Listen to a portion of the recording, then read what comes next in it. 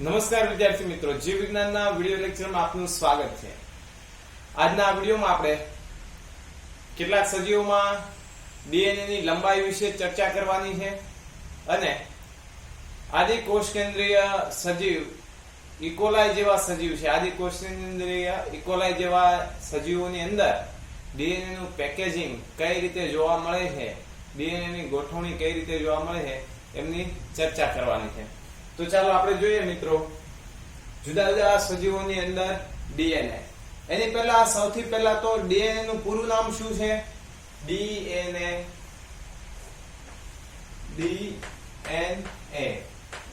એનું પૂરું નામ છે ડીઓક્સી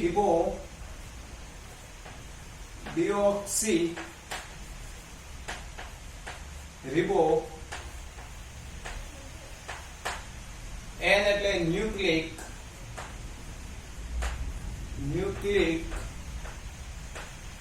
એ એટલે એસિડ. ડીઓક્સી રિબો ન્યુક્લિક એસિડ આ એનું પૂરું નામ છે. અને ડીએનએ શું છે? તો ડીએનએ ડીઓક્સી રિબો ન્યુક્લિયોટાઇડ નો લાંબો પોલિમર છે. આ ડીએનએ એ ડીઓક્સી રાઇબો ન્યુક્લિયોટાઇડ નો ડીઓક્સી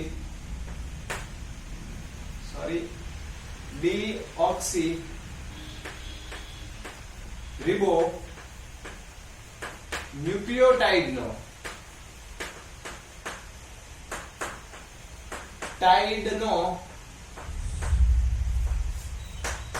લાંબો પોલિમર છે. મતલબ એક પ્રકારનો પોલિમર જ છે. જે પોલિમર તમે કેમિસ્ટ્રી ની અંદર પણ ભણો છો, રસાયણ વિજ્ઞાન ની અંદર પણ જુદા જુદા પોલિમર ભણો છો, જેમ કે પોલિસ્ટાયરીન. એવી જ રીતે ડીએનએ છે એ પણ એક પોલિમર જ છે મોટો, બરાબર. અને આ ડીએનએ ની લંબાઈ છે એ સામાન્ય રીતે એની અંદર આવેલા ન્યુક્લિયોટાઇડ ની સંખ્યા દ્વારા વ્યાખ્યાયિત કરવામાં આવે છે, સંખ્યા દ્વારા જણાવવામાં આવે છે. અને આ ડીએનએ ની લંબાઈ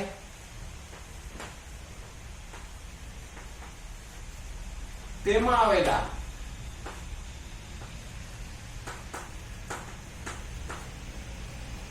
ન્યુક્લિયોટાઇડની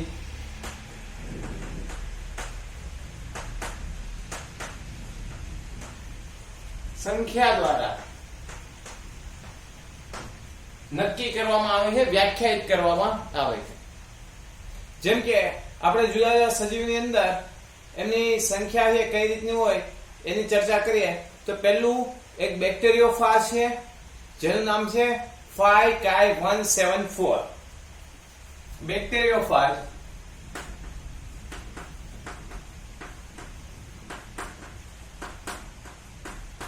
હવે જો બેક્ટેરિયોફાજ નામ છે આવી રીતે સમજો. બેક્ટેરિયો એટલે બેક્ટેરિયાને, ફાજ એટલે ખાવું, ફાગ, ફેગોસાઇટોસિસ કહીએ, એંગલ્સમેન્ટ કહીએ, બરાબર. તો બેક્ટેરિયાને ખાનારા જે વાયરસ છે, બેક્ટેરિયાનું ભક્ષણ કરનારા જે વાયરસ છે એવો વાયરસ બેક્ટેરિયોફાજ, બરાબર. એનું નામ છે 5Ki174. હવે જો તમે ગણ થિયરી ની અંદર અથવા રોમન લેટર છે એમાં આ જે ચિહ્ન છે એને 5 કહેવામાં આવે છે. એવી જ રીતે આ જે સંજ્ઞા છે એને કાઈ કહેવાય છે, કાઈ, બરાબર. અને નંબર છે 174. આ સ્ટ્રેન છે વાયરસની, બરાબર. તો આ વાયરસની અંદર ન્યુક્લિયોટાઇડની સંખ્યા છે એ 5386 ન્યુક્લિયોટાઇડ્સ આવેલા હોય. એની લંબાઈ છે એ 5386 ન્યુક્લિયોટાઇડ્સ. આટલી લંબાઈ 5Ki174 નું જે જનીન દ્રવ્ય છે એની છે.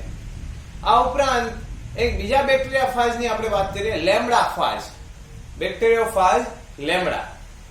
તો એની અંદર એનું જે જનીન દ્રવ્ય છે એની લંબાઈ 48502 બેઝ જોડની હોય છે. બેક્ટેરિયોફાજ લેમ્ડા, બેક્ટેરિયોફાજ લેમ્ડા, અથવા તો શબ્દમાં આમ પણ લખાય છે લેમ્ડા. એની અંદર એનું જીનોમ છે એ જે 48,520 બેઝ જોડનું 48,502 ભૂલ થઈ ગઈ તો ફરીથી 48,502 બેઝ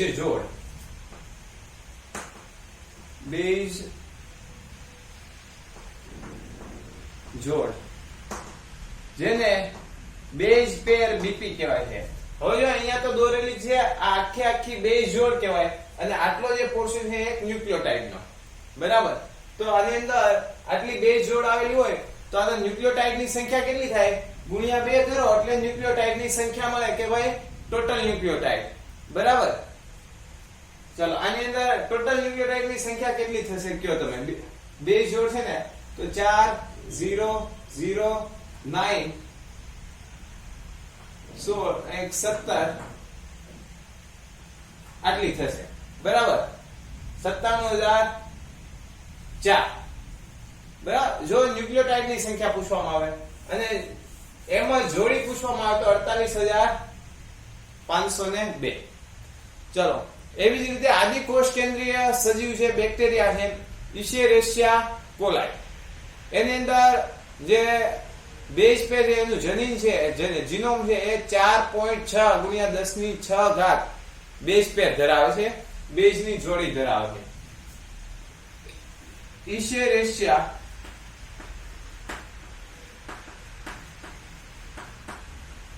કોલાઈ. સામાન્ય રીતે આપણે એને ઈ કોલાઈ કહીએ છીએ. ઈ કોલાઈ બેક્ટેરિયા. બરાબર. આવું નામ લઈએ છીએ એનું ઈ કોલાઈ. તો એનો જે જીનોમ છે એનું જનીન સંકુલ છે એ 4.6 ગુણ્યા 10⁶ ઘાત 4.6 ગુણ્યા 10⁶ ઘાત બેઝ જોડ ધરાવે છે. બેઝ જોડ જેને આપણે બેઝ પેર કહીએ છીએ. તો આની અંદર ન્યુક્લિયોટાઇડ કેટલા થાય? ગુણ્યા 2 મતલબ કે 9.2. બરાબર. 9.2 ગુણ્યા 10⁶ ઘાત ન્યુક્લિયોટાઇડ અથવા બેઝ પેર કહેવામાં આવે તો 4.6 ગુણ્યા 10⁶ બેઝ પેર. ચાલો મનુષ્યની વાત કરીએ તો મનુષ્યની અંદર આપણી અંદર રંગસૂત્ર કેટલા હોય? મનુષ્યમાં 23 જોડ રંગસૂત્ર હોય. બરાબર. અને જો ખાલી જોડ નો કે ખાલી રંગસૂત્ર કહીએ તો 46. બરાબર. પણ એની અંદર એકકીય જીનોમ કહીએ તો ખાલી 23 રંગસૂત્ર જે જન્યુમાં હોય. આપણા દરેક કોષની અંદર રંગસૂત્ર જે કેવા હોય? દ્વિકીય. જન્યુમાં કેવા હોય? એકકીય. તો એકકીય રંગસૂત્રની અંદર એકકીય જીનોમ છે એની અંદર ડીએનએ કેટલું હોય? મનુષ્યનું એકકીય ડીએનએ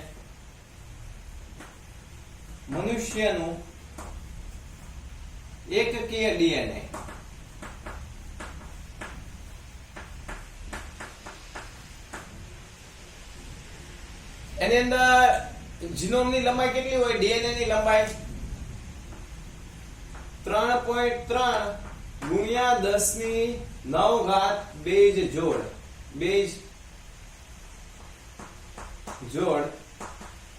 બેઝ પેર. બરાબર.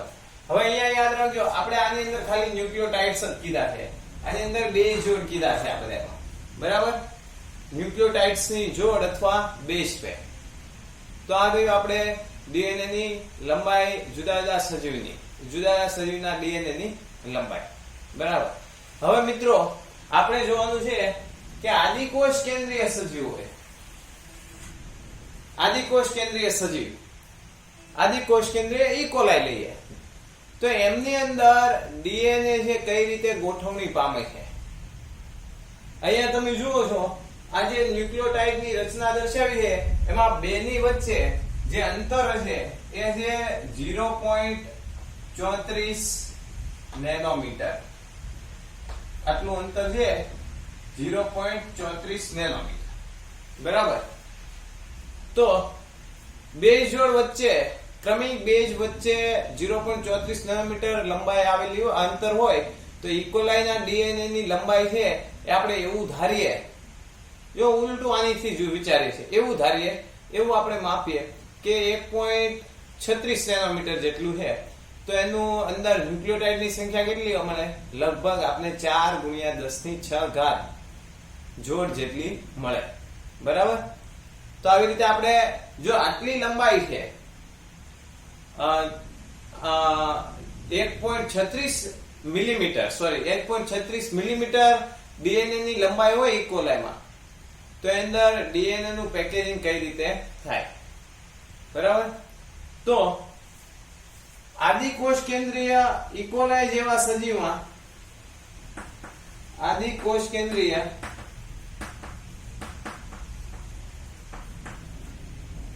ઇકોલાઈ જેવા સજીવમાં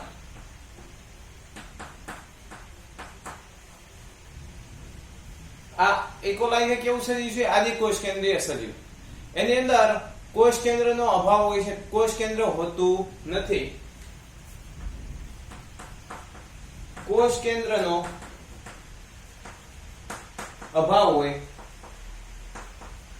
છતાં પણ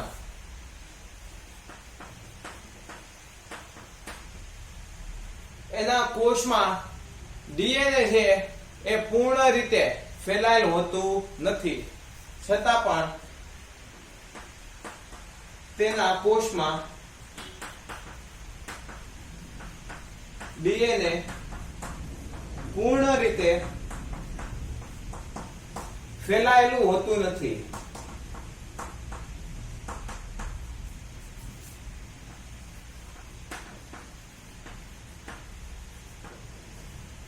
તો કઈ રીતની ગોઠવણી હોય છે એની અંદર? જો ડીએનએ નો અણુ છે 1.36 mm લાંબો હોય, બરાબર, તો પણ એની અંદર જે ઇકોલાઈની સાઈઝ છે માઇક્રોમીટરમાં હોય છે અને એનો ડીએનએ નો અણુ છે મોટો છે, છતાં પણ કોષની અંદર ગમે એમ ગોઠવાયેલો હોતો નથી, વ્યવસ્થિત ગોઠવાયેલો હોય. કઈ રીતે ગોઠવાયેલો હોય એની ચર્ચા કરીએ આપણે. તો ડીએનએ છે એ ઋણ વીજભાર ધરાવે છે, જે ધન વીજભાર ધરાવતા પ્રોટીન સાથે જોડાઈને કોઈ એક જગ્યાએ સ્થાપિત થયેલ હોય છે. તો ઇકોલાઈની અંદર ડીએનએ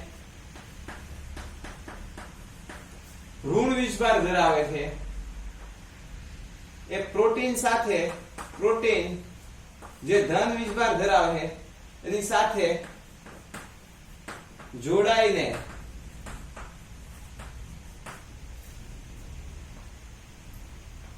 એક જગ્યાએ સ્થાપિત થયેલ હોય છે, સ્થાપિત થયેલ હોય છે.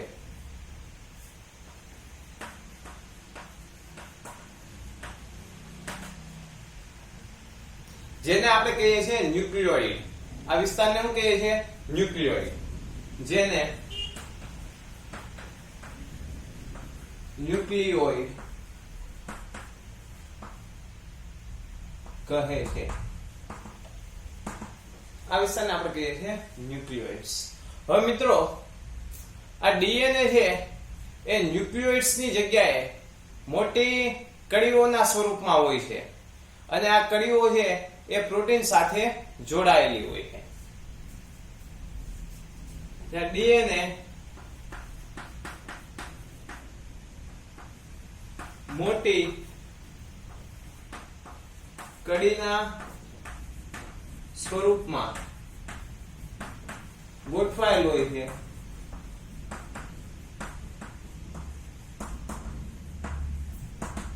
જેની સાથે આ કડીઓ સાથે પ્રોટીન જોડાયેલું હોય છે.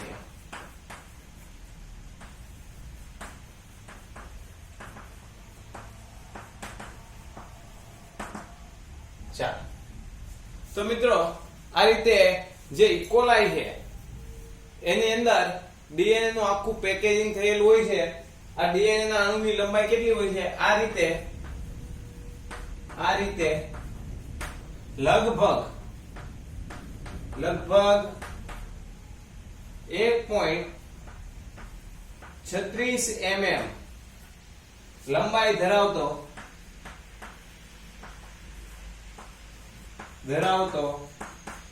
DNA નો અણુ ગોઠવાયેલ હોય છે. આ રીતે DNA નો અણુ છે એ DNA ઇકોલાઈ ના કોષની અંદર ગોઠવાયેલો હોય છે. હવે અહીંયા લોજિકલ વાત અને નીટ માટે મહત્વની બાબત કઈ છે અને આજે છે એ તમારે બોર્ડ માટે અગત્યની છે. 2 માર્ક્સ ની અંદર આ સવાલ પૂછાય તો આટલું લખવાનું છે કે સવાલ એવી રીતે પૂછાય, ઇકોલાઈ ના DNA નું પેકેજિંગ સમજાવો, ઇકોલાઈ ના DNA ની ગોઠવણી સમજાવો. બરાબર. તો ઇકોલાઈ નું DNA છે લગભગ 1.36 mm લંબાઈ ધરાવે છે અને ઇકોલાઈ જે આદિકોષ કેન્દ્રીય કોષ છે એમાં કોષ કેન્દ્રનો અભાવ હોય અને છતાં પણ DNA છે પૂર્ણ રીતે કોષમાં ફેલાયેલું હોતું નથી. DNA પ્રોટીન સાથે જોડાયેલ કોઈ એક જગ્યાએ સ્થાપિત થયેલ હોય છે. આ જગ્યાને કહેવામાં આવે છે ન્યુક્લિયોઇડ. જ્યાં DNA મોટી કળીના સ્વરૂપે ગોઠવાયેલું હોય છે, મોટી કળીના સ્વરૂપે આવેલું હોય છે અને આ કળીઓ છે એ પ્રોટીન સાથે જોડાયેલી હોય છે. આ રીતે 1.36 mm લંબાઈ ધરાવતો DNA નો અણુ છે એ ઇકોલાઈના કોષમાં ગોઠવાયેલો હોય છે. MCQ માટે યાદ રાખવાનું છે, DNA નું પૂરું નામ નીટ માટે પણ ડીઓક્સીરાઇબોન્યુક્લિક એસિડ DNA નું પૂરું નામ. પછી બીજું DNA કોનો બનેલો હોય છે? DNA નો મોનોમર શું છે? ડીઓક્સીરિબોન્યુક્લિયોટાઇડ. એ DNA નો મોનોમર છે, નાનામાં નાનો એકમ છે. બરાબર. અને DNA ની લંબાઈ સામાન્ય રીતે આવા દર્શાવવામાં આવે છે. DNA ની લંબાઈ છે એ સામાન્ય રીતે આપણે એની ન્યુક્લિયોટાઇડની સંખ્યામાં વ્યાખ્યાયિત કરવામાં આવે છે. જુદા જુદા સજીવમાં ન્યુક્લિયોટાઇડ કેટલા હોય એની વાત યાદ રાખવાની છે. દાખલા તરીકે બેક્ટેરિયોફાજ 5Ki174 ન્યુક્લિયોટાઇડ્સ આવેલા હોય 5386. એવી જ રીતે બેક્ટેરિયોફાજ લેમ્ડાફાજ છે એની અંદર જોડમાં ન્યુક્લિયોટાઇડ આવેલા હોય, ડબલ સ્ટ્રેન્ડેડ DNA હોય જે 48502 જોડ ધરાવે છે. 48502 ન્યુક્લિયોટાઇડની જોડ ધરાવે. એવી રીતે ઇશેરિશિયા કોલાઈ છે જે 4.6 ગુણ્યા 10⁶ બેઝ પેર એટલે જોડ ધરાવે છે. જે આપણે ઇશેરિશિયા કોલાઈ અથવા આપણે ઇકોલાઈ કહીએ છીએ એમાં બેઝ જોડ આવેલું. આ ખાસ યાદ રાખજો, જે 5Ki174 ની અંદર ખાલી ન્યુક્લિયોટાઇડ્સ ની વાત કરી છે, અહીંયા ન્યુક્લિયોટાઇડ્સ ની જોડ બેઝ જોડ છે એ જ ન્યુક્લિયોટાઇડ્સ ની જોડ છે. બરાબર. 4.6 ગુણ્યા 10⁶ બેઝ જોડ. મનુષ્યની વાત કરીએ, મનુષ્યના એકકીય DNA ની અંદર, એકકીય જીનોમ ની અંદર જે DNA છે એ 3.3 ગુણ્યા 10⁹ બેઝ પેર. જો દ્વિકીય જીનોમ પૂછવું હોય તો એની અંદર 6.6 ગુણ્યા 10⁹ બેઝ પેર આવશે. અને ખાલી ન્યુક્લિયોટાઇડ પૂછે તો ફરીથી એકવાર ગુણ્યા 2 કરવાનું છે. બરાબર. તો આવા લોજિકલ સવાલ આમાંથી આવી શકે નીટ માટે પણ. બરાબર. અને અંદર કોઈ બાબતમાં ડાઉટ હોય અથવા તો બોલવા સમયે કોઈ ગડબડ થઈ ગઈ હોય, લખેલું સાચું હોય અથવા લખેલું સાચું હોય, બરાબર, લખેલું ખોટું હોય એવું બહુ ઓછું બને, જોડની ભૂલ ને એવું સામાન્ય બનતું હોય છે. પણ જો કોઈ બાબત સમજાય ન હોય તો નોટ કરી રાખજો. આપણે લાઈવ સેશનની અંદર એમની ચર્ચા કરીશું.